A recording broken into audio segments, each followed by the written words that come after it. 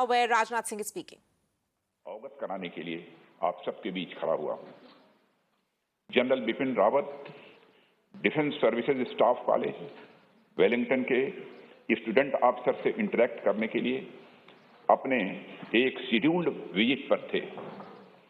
Air force के Mi-17V5 helicopter ने कल 11:48 पर सुलूर एयरबेस से अपनी उड़ान भरी, जिसे 12:15 पर वेलिंगटन में लैंड करना था।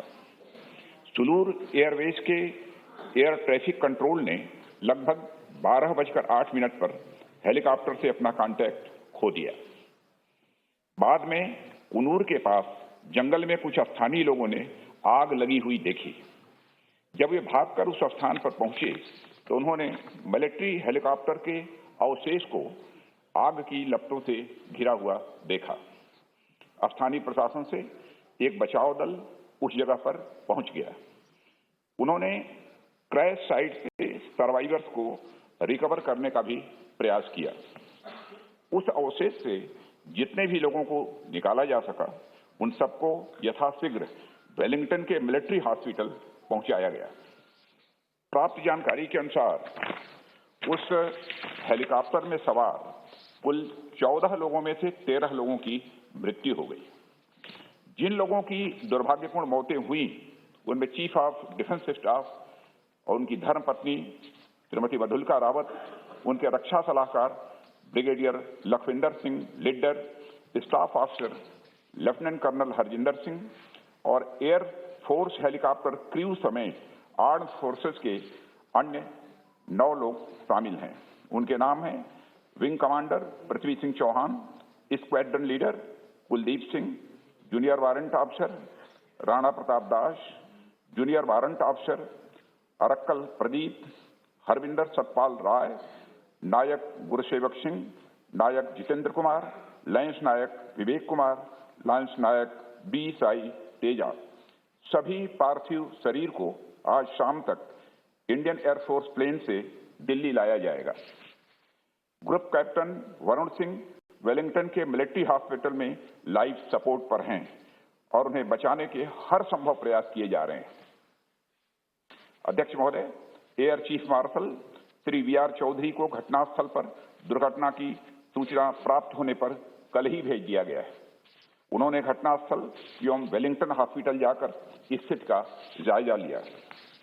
इस दुर्घटना के संबंध में इंडियन एयरफोर्स द्वारा एयर मार्शल मानवेंद्र सिंह की अध्यक्षता में एक ट्राई सर्विस इंक्वायरी के भी आदेश दे दिए गए हैं।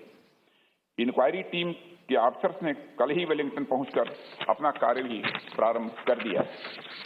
चीफ ऑफ डिफेंस स्टाफ का अंतिम संस्कार फुल मिलिट्री ऑनर्स के साथ किया जाएगा और अन्य सभी मिलिट्री पर्सनल का अंतिम संस्कार भी एप्रोप्रिएट मिलिट्री ऑनर के साथ किया जाएगा।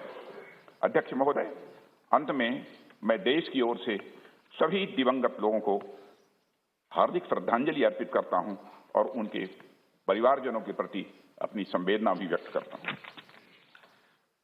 माननीय सदस्यगण, मैं अपनी ओर से तथा पूरे सदन की ओर से भारत के प्रथम chief of defence staff general Bipin Rawat ji तथा उनकी पत्नी श्री मधुलिका रावत की हेलीकॉप्टर दुर्घटना में दुखद मृत्यु पर शोक व्यक्त करता हूं। देश के पहले चीफ ऑफ डिफेंस स्टाफ के रूप में जनरल बिपिन रावत ने हमारे देश की प्रतिरक्षा व्यवस्था में मूलभूत परिवर्तन लाने में अपना अमूल्य योगदान दिया था। उन्हें राष्ट्र के प्रति तथा अपने सैनिकों के प्रति समर्पण एवं प्रतिबद्धता के लिए सदैव याद रखा जाएगा। दिवंगत पुण्य आत्मा को हमारी विनम्र श्रद्धांजलि।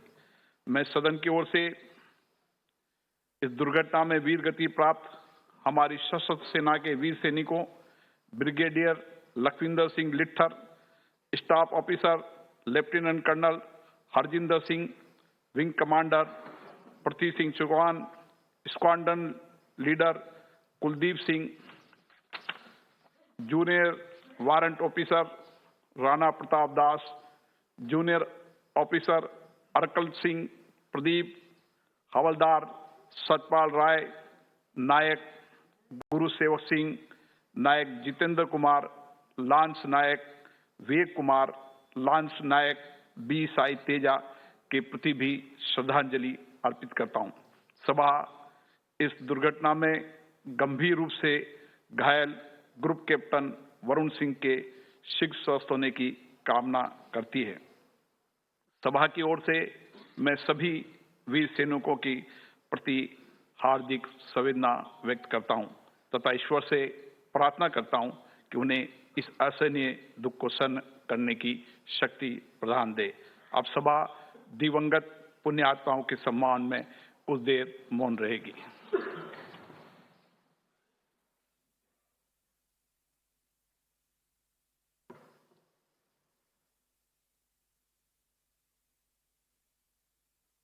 ओम शांति।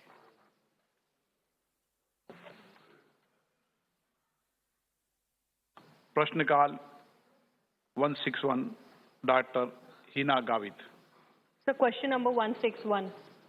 माननीय मंत्री जी। माननीय अध्यक्ष जी, उत्तर सदन के सभा पटल पर रखा गया है। माननीय सदस्य। धन्यवाद अध्यक्ष जी, आपने मुझे पूरक प्रश्न पूछने की अनुमति दी। So that was the statement made in Parliament by Defence Minister Rajnath Singh, who gave a sequence of events of what exactly took place and of course paid his last respects to CDS General Rawat and all those who have lost their lives in this tragic chopper crash which took place in Tamil Nadu yesterday.